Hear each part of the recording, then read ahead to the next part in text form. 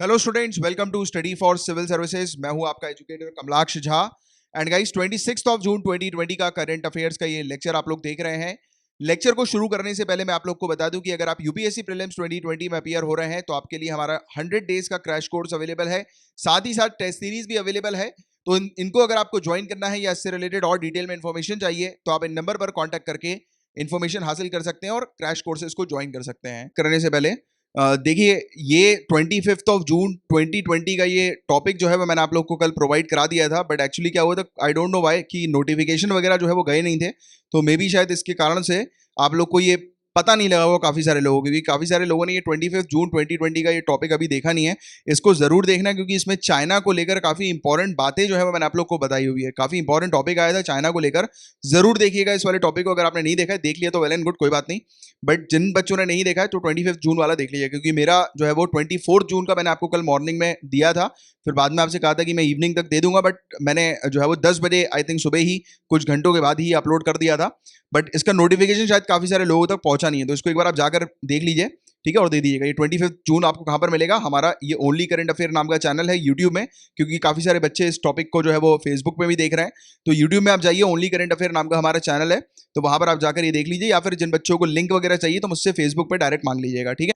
तो चलिए, अब समय ना वेस्ट करते हुए फटाक से लेक्चर को शुरू कर लेते हैं। जिस प्रकार से हम लोग को सिविल सर्विसेज में जीएस पेपर 1, 2, 3, 4 देखने को मिलता है, तो यहां पर हम लोग उसी के अकॉर्डिंग न्यूज को भी कवर करते हैं। सबसे पहले पेपर 1 से रिलेटेड हम लोग टॉपिक्स को डिस्कस करेंगे, then we will move on to paper 2, फिर पेपर 3 की न्यूज को कवर करेंगे। गाइस, यहां पर बात हो रही है अथिरापल्ली वाटरफॉल के बारे में। क्वेश्चन आपसे पूछा जा सकता है कि अथिरापल्ली वाटरफॉल कहां पर है? तो याद रखिएगा, केरला के अंदर ये वाटरफॉल हम लोग को देखने को मिलता है। त्रिशूर डिस्ट्रिक्ट जो है वो केरला की, वहां पर ये जो है वो वाटरफॉल है। और ये वाटरफॉल जो है वो किस नदी का है? तो याद रखिएगा, चालाकुड़ी नदी का ये हम लोग को वाटरफॉल, झरना जो है वो देखने को मिलता है। आप देख सकते हैं कितना ब्यूटीफुल झरना है ये। और इवन इस झरने को इंडिया का नायग्रा भी कहा जाता है। नायग्रा फॉल जो है उसको इंडिया का कहा जाता है ये, ठीक है। आप मुझे बताएंगे नीचे कमेंट बॉक्स पर लिखकर कि फेमस नायग्रा फॉल्स जो है वो कहां पर लोकेटेड है। तो इंडिया का इसको नायग्रा जो है वो कहा जाता है। तो याद रखिएगा, ये भी क्वेश्चन डायरेक्टली बन सकता है। और केरला का सबसे लार्जेस्ट वाटरफॉल है ये, 80 फीट ऊंचा ये हम लोग को वाटरफॉल देखने को मिलता है। नदी के बारे में मैंने आपको ऑलरेडी बताई दिया है कि ये चालगुड़ी नदी से जो है वो हम लोग को देखने को मिलता है ये वाटरफॉल, ठीक है। और ये नदी जो है वो कहां पर ओरिजिनेट होती है? तो शोलियार पर्वतमाला जो है, शोलियार जो रेंज है वेस्टर्न घाट्स में, वहां से ये ओरिजिनेट होती है। तो देखो, ये भी क्वेश्चन आ सकता है कि शोलियार पर्वतमाला कहां पर है? तो याद रखिएगा, वेस्टर्न घाट आप लोग को जो है वो ध्यान में रखना है, क्योंकि इससे रिलेटेड ऐसे ज्योग्राफी में काफी सारे क्वेश्चन जो है वो बन जाते हैं, राइट। और ये जो अभी ये टॉपिक न्यूज में इसलिए है क्योंकि केरला सरकार ने ये अथिरापल्ली वाटरफॉल्स पर कुछ हाइड्रो प्रोजेक्ट्स जो है वो बन रहे हैं, यानी कि हाइड्रो इलेक्ट्रिक प्रोजेक्ट्स वगैरह 163 मेगावाट्स के। तो उस प्रोजेक्ट को जो है वो ग्रीन सिग्नल दे दिया है, अप्रूवल दे दिया है। तो इसलिए टॉपिक न्यूज में देखने को मिला है। हालांकि इस प्रकार के हाइड्रो इलेक्ट्रिक डैम्स वगैरह को लेकर काफी ज्यादा प्रोटेस्ट जो है वो हम लोग को देखने को मिल चुका है ऑलरेडी केरला के अंदर कई बार। 1990 से जब भी यहाँ पर कोई हाइड्रो इलेक्ट्रिक डैम्स वगैरह प्रोजेक्ट्स की बात होती है, तब से यहाँ पर कोई ना कोई इशू जो है वो हम लोग को देखने को मिलता रहता है, ठीक है। विवाद वगैरह देखने को मिलता रहता है। अब विवाद जो है इस हाइडल प्रोजेक्ट्स को लेकर वो किस प्रकार के होते हैं? तो यहाँ पर आपको एक ट्राइबल ग्रुप का भी नाम थोड़ा सा याद रखना है, ठीक है। ये है कादर आदिवासी समूह, कादर ट्राइबल ग्रुप। क्वेश्चन ये भी बन सकता है, कादर आदिवासी समूह कहाँ की है? तो याद रखिएगा, केरला की ये हम लोग को देखने को मिलती है। तो गाइस, इनको जो है वो डिस्प्लेस किया जा रहा है, इनको यहाँ से निकाला जा रहा है, दूसरी जगह शिफ्ट किया जा रहा है। तो इसको लेकर इनका भी प्रोटेस्ट हम लोग को भारी मात्रा में देखने को मिलता है। इसके अलावा अगर हम लोग बात करेंगे कि ये जो डैम है, कहा जा रहा है कि यहाँ पे जो नीचे एरियाज में जो जो डाउन स्ट्रीम जो पार्ट्स हैं, जो एरियाज हैं, तो वहां पर इरिगेशन की बड़ी दिक्कत हो सकती है इस डैम वगैरह के कारण। पानी वगैरह जो है, क्योंकि डैम में हम लोग देखते हैं कि पानी को रोका जाता है, ठीक है। तो उसके चलते नीचे वाले एरियाज पर इरिगेशन की जो है वो सिंचाई वगैरह की काफी इश्यूज आ सकते हैं। और इवन टूरिज्म के भी इश्यूज जो है वो यहाँ पर डेवलप हो सकते हैं। तो ये इसको लेकर काफी सारी चीजें हम लोग को यहाँ पर देखने को मिल रही है हाइडल पावर प्रोजेक्ट्स के अगेंस्ट, राइट। तो ये एक चीज आपको याद रखनी है। इसके अलावा वेस्टर्न घाट्स में से लिंक्ड ये हम लोग को प्रोजेक्ट देखने को मिल रहा है। तो और वेस्टर्न घाट के बारे में आपको पता ही होगा कि ये इकोलॉजिकली सेंसिटिव जोन 1 के अंडर हम लोग को देखने को मिलता है, यानी कि इस एरिया को बहुत ज्यादा जो है वो इंपॉर्टेंट है इस एरिया को कंजर्व करना। तो इसीलिए कहा जाता है कि ये सब डैम जो है वो उसको लेकर इश्यूज वगैरह हम लोग को देखने को मिल रहा है, राइट। और अभी हालांकि हरी झंडी दिखा दी है, बट देखो आगे चल के शायद एनवायरमेंटलिस्ट या वेरियस बॉडीज वगैरह जो है, अथॉरिटीज वगैरह जो है, फिर वो शायद इस पर रोक लगाएं, राइट। तो इसका एक जनरल आइडिया आप लोग को होना चाहिए। बाकी जो घाट्स हैं गाइस, वेस्टर्न घाट, तो आप लोग जानते हैं कि यूनेस्को की वर्ल्ड हेरिटेज साइट के अंदर भी हम लोग को देखने को मिलते हैं। और इवन ये जो एरिया है, तो ये कहा जाता है कि one of the 8 hot spot पूरे दुनिया भर का बायोलॉजिकल डाइवर्सिटी का, ये हम लोग को देखने को मिलता है, सबसे गर्म हॉट स्पॉट, राइट। तो ये चीज हम लोग को यहाँ पर देखने को मिल रही है, ठीक है। तो आप लोग को थोड़ा सा ये एक आइडिया होना चाहिए इसके बारे में इन जनरल, बाकी इतना डिटेल में नहीं आना, बस बेसिक चीज आप लोग को थोड़ी सी पता होनी चाहिए अथीरा पल्ली वाटरफॉल से रिलेटेड, ठीक है। क्लियर है यहाँ तक पूरी बातें। अब गाइस इस न्यूज में बताया जा रहा है मालाबार रेबिलियन के बारे में, मालाबार विद्रोह के बारे में। तो 1921 का ये विद्रोह है, याद रखिएगा। मैं अक्सर यूपीएससी एस्पिरेंट्स को बोलता हूँ कि ईयर वगैरह याद नहीं रखना है, बट ये वाला ईयर जरूर याद रखना, क्योंकि 100 ईयर्स इसको अगले साल कंप्लीट हो जाएंगे 2021 में। तो इससे रिलेटेड डायरेक्टली क्वेश्चंस पूछे जा सकते हैं। और आजकल तो सिविल सर्विसेज में ऐसे क्वेश्चंस आ रहे हैं कि इन फलाना ऑप्शंस में से आप इसको करेक्ट क्रोनोलॉजिकल ऑर्डर में जो है वो सीक्वेंस करो, यानी कि पहले कौन सा इवेंट हुआ था, बाद में कौन सा इवेंट हुआ है, तो उसके अकॉर्डिंग जो है वो उसको जमाओ। तो ऐसे क्रोनोलॉजिकल ऑर्डर में सीक्वेंस लगाने वाले क्वेश्चंस अक्सर हम लोग को देखने को मिल ही रहे हैं। तो ये वाला भी जो है वो आपसे पूछा जा सकता है, बन सकता है कि मालाबार रेबिलियन कब हुआ था। तो याद रखना 1921 में ये हम लोग को देखने को मिला था, राइट। और अभी रिसेंटली मालाबार रेबिलियन के एक लीडर की चर्चा हुई है, इनका एक लीडर था, उसकी चर्चा हम लोग को देखने को मिली है, तो उसको हम लोग आगे चल के बात करेंगे। बट अभी के लिए जो है वो आप ये वाली चीज आप याद रखो, और इसमें कुछ बेसिक चीज जो है वो जानने की कोशिश करो कि मालाबार रेबिलियन से रिलेटेड की क्या क्या चीजें हैं। तो सबसे पहली चीज तो इसको मोपला राइट्स, मोपला विद्रोह के नाम से भी जाना जाता है। मोपला इसलिए क्योंकि मालाबार के मुसलमानों को मोपला कहा जाता है, राइट। और स्टार्टिंग में ये विद्रोह जो शुरू हुआ था ये ब्रिटिशर्स के अगेंस्ट हुआ था, फिर बाद में जाकर इसने अपना रुख जो है वो कम्युनल वायलेंस की तरह ले लिया, और बाद में जाकर हिंदूज और मुस्लिम्स के बीच में ये युद्ध हम लोग को फिर आगे चल के देखने को मिला। स्टार्टिंग में जो विद्रोह था ब्रिटिशर्स के अगेंस्ट था, बाद में चल के हिंदू और मुस्लिम्स का कम्युनल वायलेंस में ये कन्वर्ट हो गया। तो इसकी एक चीज आप लोग को थोड़ी सी पता होनी चाहिए।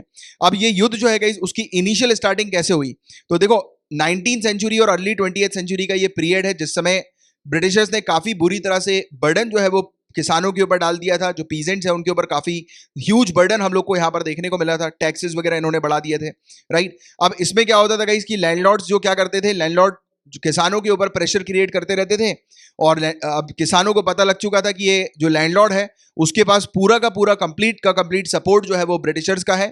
तो इसलिए कहीं ना कहीं से हम लोग देख रहे थे कि जो एग्रेशन जो ब्रिटिशर्स के अगेंस्ट डेवलप हुआ था किसानों के बीच में, यहाँ के जो मुसलमान किसान थे उनके बीच में, तो वो डेवलप जो एग्रेशन हुआ था वो इसी के चलते हुआ था कि लैंडलॉर्ड जो है उनका यानी कि ये लैंडलॉर्ड के पास ब्रिटिशर्स का फुल सपोर्ट था, राइट। तो ये कहीं ना कहीं देखते थे, बोलते थे कि हम लैंडलॉर्ड को कुछ इसलिए नहीं कर पा रहे, उनसे बहस इसलिए नहीं कर पा रहे क्योंकि ब्रिटिशर्स का इनके ऊपर सपोर्ट है। हम बहस करते हैं तो पुलिस वाले आ जाते हैं, हमें डंडा मारते हैं, और इसको जमींदार को कुछ नहीं बोलते। अगर हम पुलिस पे जाकर जमींदार की कंप्लेन करते हैं तो जमींदार बच जाता है, पुलिस उल्टा हमें मारती है, राइट। तो ऐसी चीजें यहाँ पर डेवलप होना शुरू हो गई। तो कहीं ना कहीं से वो जो थॉट प्रोसेस है कि ब्रिटिशर जो है ये गलत कर रहे हैं हमारे साथ, वो डेवलप यहीं से हुई।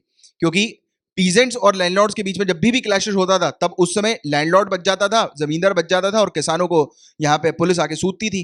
तो ये वाली चीज यहाँ पर खराब होना शुरू हुई। तो यही एक चीज थी जो कि हम लोग को देखने को मिलती है कि जिसके कारण यहाँ के जो मुसलमान हैं उनका एग्रेशन ब्रिटिशर्स के खिलाफ जो है वो बढ़ रहा था। अब मैंने यूज किया टर्म बढ़ रहा था, बट एकदम से फूटा नहीं। ये फूटा कब, जब खिलाफत मूवमेंट हम लोग को देखने को मिला। सिविल डिसोबीडियंस मूवमेंट और खिलाफत मूवमेंट आपने एक साथ ही पढ़ा होगा मॉडर्न इंडियन हिस्ट्री में, अगर नहीं पढ़ा है तो उसको जरूर जाके पढ़िएगा, काफी इंपॉर्टेंट टॉपिक है ये। तो खिलाफत मूवमेंट की अगर हम लोग बात करेंगे इस, तो ऑटोमन कैलिफेट को बचाना था, उसको लेकर खिलाफत मूवमेंट हम लोग को देखने को मिला था। अब यहाँ पर ऑटोमन कैलिफेट को बचाना है और खिलाफत मूवमेंट चल रहा है, तो ऑब्वियस सी बात है कि यहाँ पर मुसलमान तो एकदम सक्रिय हो जाएंगे। तो यहीं पर ही खिलाफत मूवमेंट ही एक वजह थी जिसके चलते यहाँ के जो किसान थे, यानी कि मुसलमान जो किसान थे, वो इतने समय से जो सहन कर रहे थे लैंडलॉर्ड्स की और ब्रिटिशर्स की चीज़ों को, इतने समय से एक्सप्लॉइट जो हो रहे थे, तो वो गुस्सा यहाँ पर खिलाफत मूवमेंट को देखते सही थी इनका फटा, और इन्होंने अटैक करना शुरू कर दिया ब्रिटिशर्स के ऊपर, उनके पुलिस स्टेशंस पे, ब्रिटिश गवर्नमेंट ऑफिसेस पे, कोर्ट्स पे और गवर्नमेंट ट्रेजरीज पे। तो ये इस प्रकार की चीज हम लोग को यहाँ पर देखने को मिली। तो आई होप कि आपको पूरी स्टोरी जो है वो अभी क्लियर हुई होगी, बट मैं चाहूंगा कि आप स्पेक्ट्रम की जो बुक है वहां से मालाबार रेबिलियन को पूरा डिटेल में पढ़ें, और भी दूसरी जगह से इसके बारे में चीजें कलेक्ट करके अपने पास नोट्स बना के रखें। आप एनसीईआरटी से कर सकते हैं, गूगल वगैरह से कर सकते हैं, बट आप डेफिनेटली काफी सारी चीजें इससे रिलेटेड बना के रखो, क्योंकि मेंस में भी इससे रिलेटेड क्वेश्चन आने की संभावना है, क्योंकि 100 ईयर्स इसका अगले साल हम लोग को देखने को मिल रहा है, ठीक है।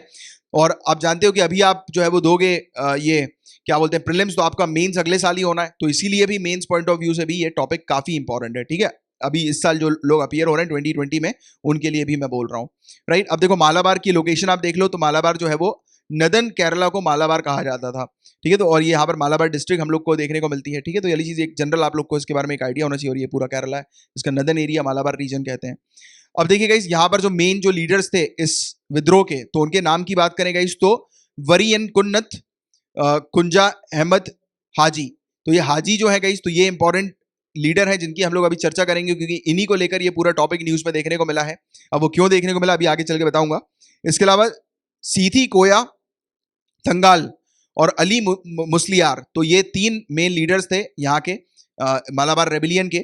और ये जो हाजी जो है गाइस, ये न्यूज में इसलिए आए हैं क्योंकि हाजी के ऊपर एक मलयालम मूवी हम लोग को देखने को मिल रही है। पृथ्वीराज सुकुमरन जो है गाइस, ये मलयालम एक्टर हैं, तो ये हाजी का रोल प्ले कर रहे हैं। तो इसको लेकर ये मूवी हम लोग को देखने को मिली है। तो आपको थोड़ा बहुत चीजें हाजी के बारे में पता होनी चाहिए।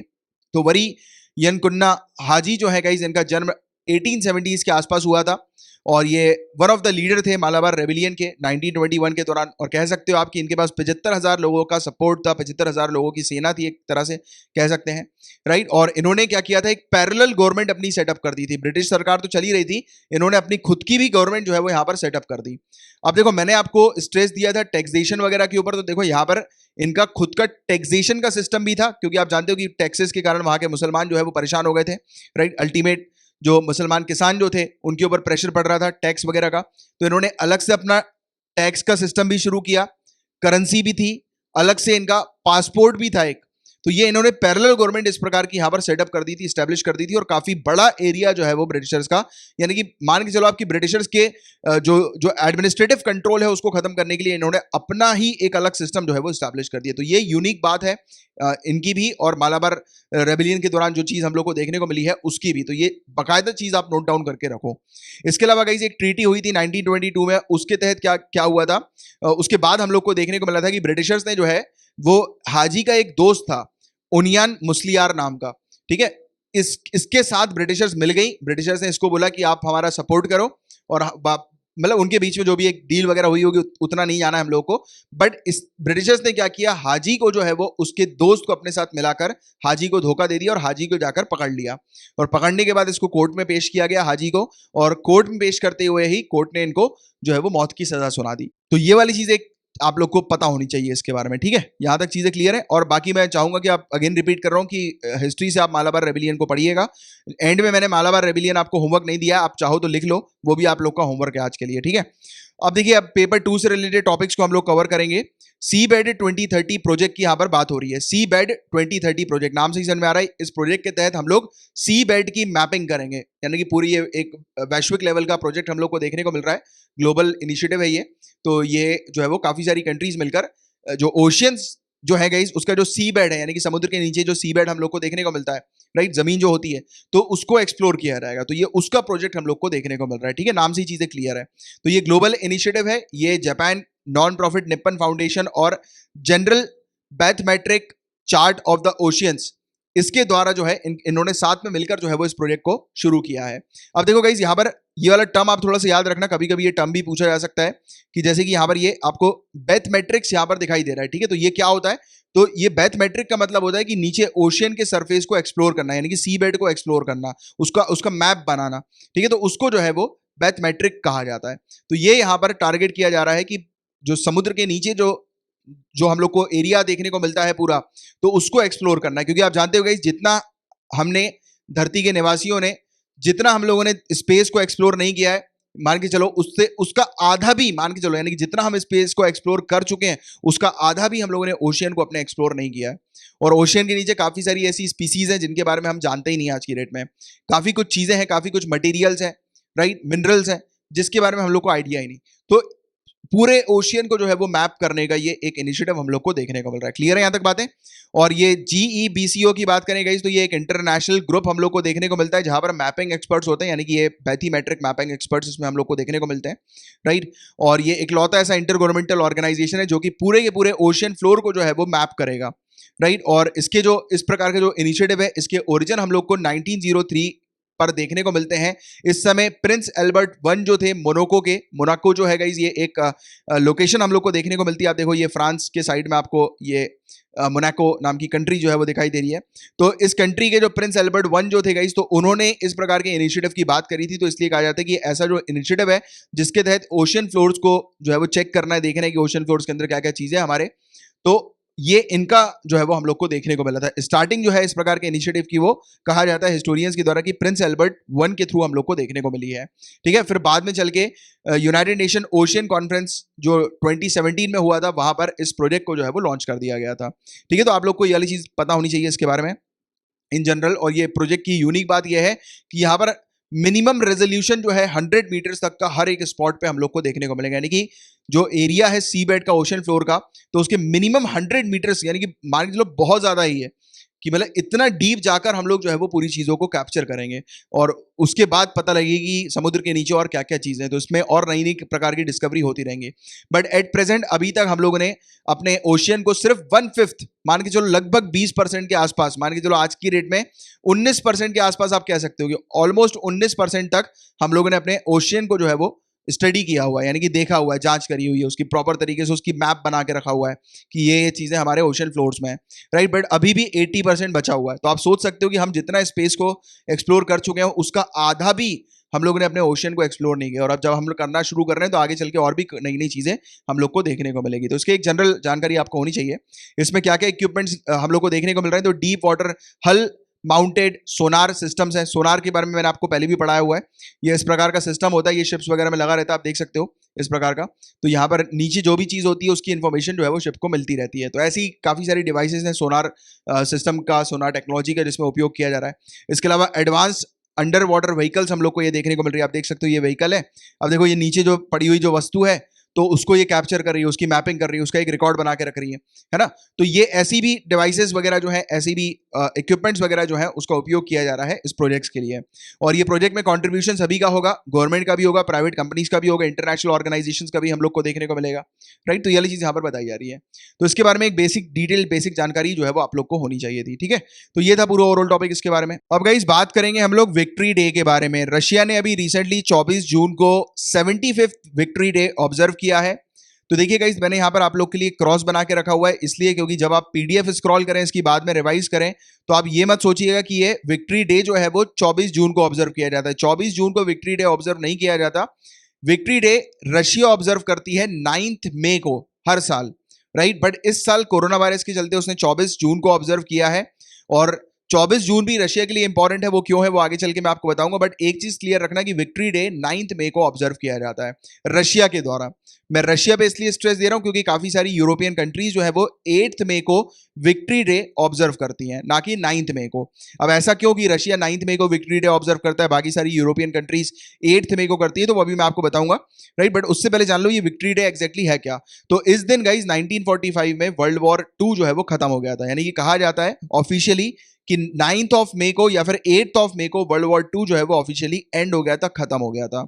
आपको पता होगा गाइस कि वर्ल्ड वॉर 2 खत्म कब हुआ था, जब एडोल्फ हिटलर ने अपने आप को गोली मार दी थी 30 अप्रैल को, राइट। और उसके बाद 7 मई को जर्मनी के जो सोल्जर्स थे उन्होंने सरेंडर कर दिया, और फिर उसके बाद नेक्स्ट डे यानी कि 8 मई को ऑफिशियली डिक्लेयर कर दिया गया बर्लिन के द्वारा, यानी कि जर्मनी के द्वारा, क्योंकि बर्लिन जर्मनी की कैपिटल है, जर्मनी के द्वारा डिक्लेयर कर दिया गया कि वर्ल्ड वॉर 2 जो है वो अब एंड हो गया है, खत्म हो गया है। बट क्वेश्चन अराइजेस कि 9 मई को, जब 8 मई को ऑफिशियली हम लोग देख रहे हैं कि वर्ल्ड वॉर 2 खत्म हो गया, ये चीज डिक्लेयर हो चुकी है एग्रीमेंट के थ्रू, तो 9 मई को क्यों रशिया ऑब्जर्व करता है विक्ट्री डे। तो उसके पीछे का कारण गाइस ज्योग्राफिकल कारण है। ज्योग्राफिकल कारण कैसे है, तो यहां पर आपने ज्योग्राफी में टाइम जोन के बारे में पढ़ा होगा, राइट। टाइम जोन के बारे में आपको पता है गाइस कि धरती गोल है, हम लोग को देखने को मिलती है, और टाइम जोन जो होता है ये हम लोग को देखने को मिलता है कि अगर आप 1 डिग्री अगर ईस्ट की तरफ जाएंगे, मूव करेंगे 1 डिग्री ईस्ट की तरफ, सिर्फ 1 डिग्री, तो 4 मिनट आपका टाइम आगे बढ़ जाएगा, और आप 15 डिग्री मूव करेंगे ईस्ट की तरफ तो 1 घंटा टाइम जो है वो आगे बढ़ जाएगा। और रशिया का है, बर्लिन का है, तो रशिया जो है वो ईस्ट की तरफ है, बर्लिन जो है वो वेस्ट की तरफ है।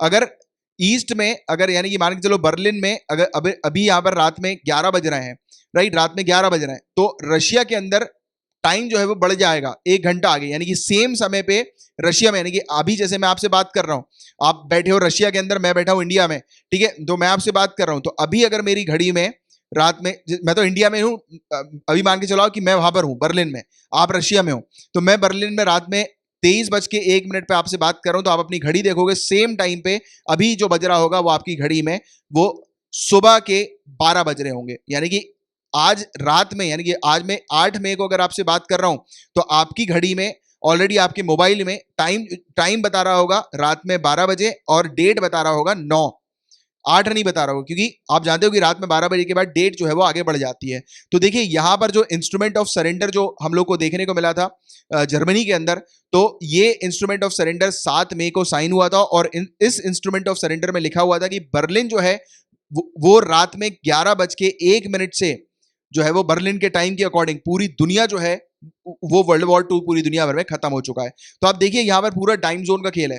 तो बर्लिन टाइम के अकॉर्डिंग रात में 23:01 में वर्ल्ड वॉर सेकेंड जो है वो एंड हो गया।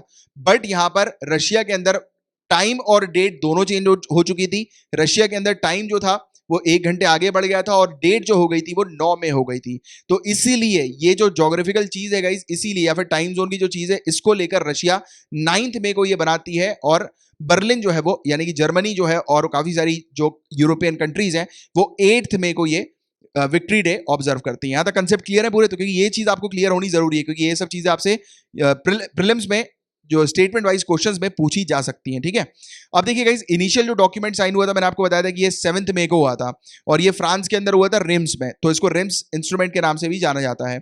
बट यहां पर क्या हुआ था गाइस कि रशिया आर्ग्यू कर रहा था कि कुछ जर्मन सोल्जर्स का ये मानना है कि इस एग्रीमेंट के थ्रू सिर्फ वेस्ट में जो वर्ल्ड है यानी कि वेस्ट में जो कंट्रीज है सिर्फ उसके लिए जर्मनी सरेंडर कर रहा है, बाकी ईस्ट की जो कंट्रीज है जैसे कि रशिया, यूएसएसआर, तो उसके साथ इसकी लड़ाई जो है वो कंटिन्यू रहेगी, फाइट जो है वो कंटिन्यू रहेगी। तो इसलिए रशिया ने डिमांड किया, सोवियत यूनियन ने यानी कि यूएसएसआर ने डिमांड किया कि एक दूसरा एग्रीमेंट साइन होना चाहिए। फिर दूसरा एग्रीमेंट रात में लेट नाइट जो है वो 8 बजे तक साइन हुआ और उस समय ऑलरेडी रशिया के अंदर जो है वो डेट चेंज हो चुकी थी, 9 में हो चुकी थी और ये जो एग्रीमेंट जो था वो एक नया जो है वो रशिया को पॉइंट ऑफ व्यू से ध्यान में रखते हुए अलग से बनाया गया था। ठीक है, तो ये वाली भी चीज थी। एक टाइम पर आकर रशिया ने थोड़ा सा डिले भी कर दिया था चीजों को।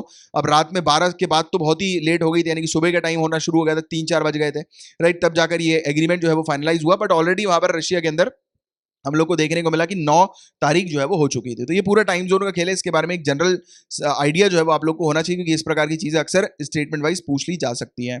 बट देखिए गाइस, अभी कोरोना वायरस के चलते जो एक्सटेंड हुआ है पीरियड, तो उसको लेकर जून 24 को रशिया ने ये विक्ट्री डे मनाया। अब जून 24 भी रशिया के लिए इंपॉर्टेंट है और वो सेम इवेंट को लेकर ही इंपॉर्टेंट है, वर्ल्ड वॉर 2 को लेकर ही। अब वो कैसे मैं आपको बताता हूँ।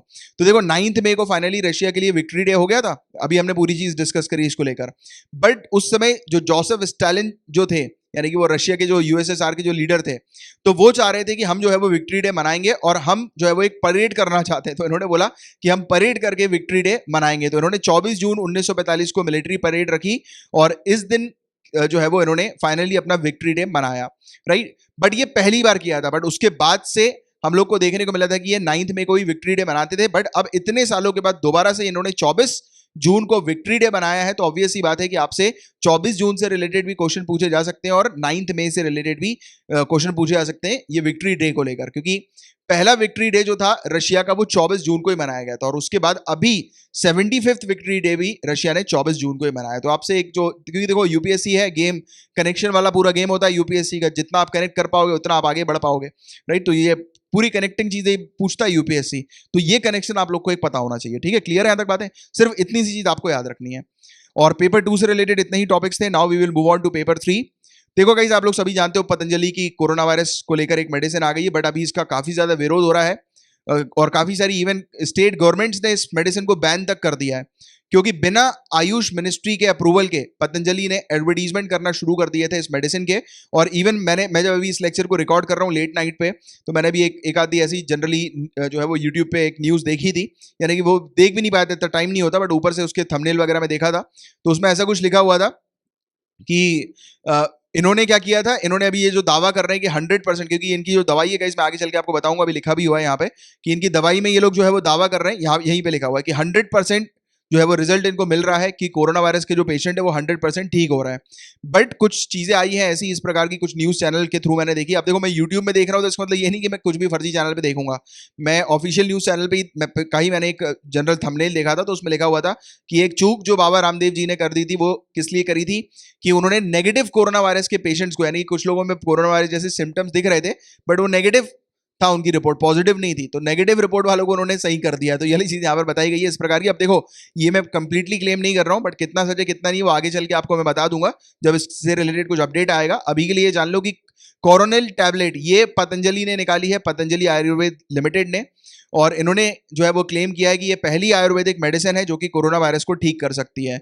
और इस मेडिसिन के अंदर ससरी वाती, स्वसरी वाती, अनु तेला और कोरोनिल टैबलेट, तो ये हम लोग को देखने को मिल रहा है, राइट। तो ये इसकी मेडिसिन जो है वो बताई जा रही है, कोरोनिल, ठीक है, ये पतंजलि की। तो इसके बारे में एक जनरल आइडिया जो है वो आप लोग को ऑलरेडी हो चुका होगा, आई नो, बट फिर भी एक आप लोग थोड़ा ध्यान में रखिएगा। बट इसमें जो मेन काम की चीजें जो और हम लोग थोड़ा डिटेल में पढ़ेंगे वो ये है कि गाइज अभी एट प्रेजेंट जो है वो आयुष मिनिस्ट्री ने कंप्लीटली जो है वो बोल दिया है बाबा रामदेव जी को और डायरेक्शंस दे दिए पतंजलि को कि आप किसी भी प्रकार का एडवर्टीजमेंट नहीं करोगे इस चीज को लेकर, क्योंकि अगर आप एडवर्टीजमेंट करते हो तो आपके खिलाफ कार्रवाई की जा सकती है। Drugs and magic remedies objectionable advertisement act 1954 के तहत।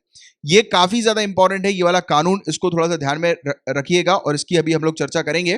तो इस कानून के अंदर गाइस कहा गया है कि यानी कि ये जो कानून है इसके तहत आप इस प्रकार की किसी भी तरीके का क्लेम नहीं कर सकते, चमत्कारी क्लेम की आप जो है वो बिना सरकारी अप्रूवल के कि आप मेडिसिन निकाल रहे हो और बोल रहे हो कि आपकी मेडिसिन जो है वो इन फलाना फलाना जो बीमारी है उसको ठीक कर सकती है। तो ऐसा जो है वो बिना मिनिस्ट्री के अप्रूवल के या फिर बिना सेंट्रल गवर्नमेंट के जो अभी एडवाइजरी जो चल रही है, डायरेक्शन जो इशू किए हैं सेंट्रल गवर्नमेंट ने कोरोना वायरस को लेकर, तो बिना उनके अप्रूवल के, बिना उनकी परमिशन के आप ऐसी चीज बिल्कुल नहीं कर सकते, ठीक है। तो इस अगर जो करता है तो उसके खिलाफ कार्रवाई होती है, और ये जो कार्रवाई होती है गाइस तो इसमें 6 मंथ तक की जेल हो सकती है, मैक्सिमम 6 मंथ तक की जेल हो सकती है, या तो फाइन हो सकता है या तो नहीं भी हो सकता है।